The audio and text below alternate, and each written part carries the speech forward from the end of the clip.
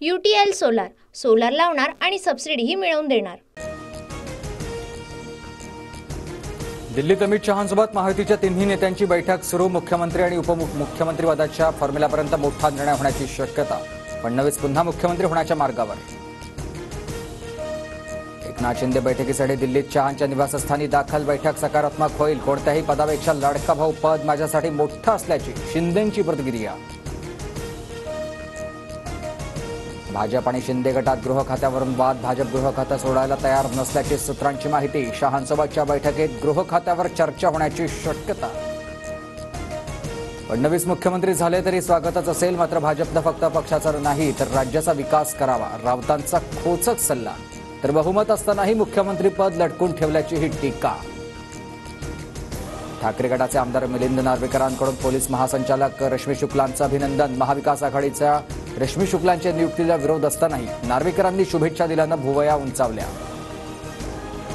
लिहून ठेवा, उद्धव ठाकरे एक दिवस देश सोडून जातील। बाळासाहेबांशी केलेल्या बेईमानीचं प्रायश्चित्त त्यांना भोगावंच लागेल। रामदास कदमांचा हल्लाबोल। ईव्हीएमच्या मुद्द्यावर मनसे आणि मवियाला साथ देणार नाही, स्वतंत्र लढाई लढणार। पुण्यातील चिंतन बैठकीत राज ठाकरेंची ठोस भूमिका। संध्याकाळी 76 लाख मतदान कसं वाढलं? निवडणूक आयोगाला नाना पटोलेंचा सवाल। तर मतदानाच्या टक्केवारीत तफावत असल्याचं सांगत कोर्टात जाण्याचा इशारा।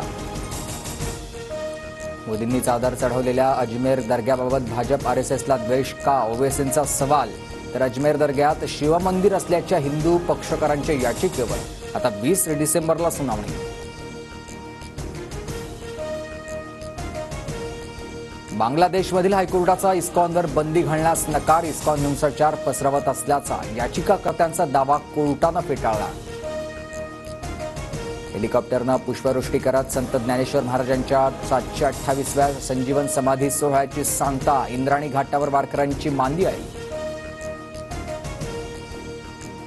कॅनबेरातील संसद भवनात ऑस्ट्रेलियाचे पंतप्रधान आणि टीम इंडियाची भेट। भारत आणि ऑस्ट्रेलियामध्ये 6 डिसेंबरपासून दुसरा कसोटी सामना।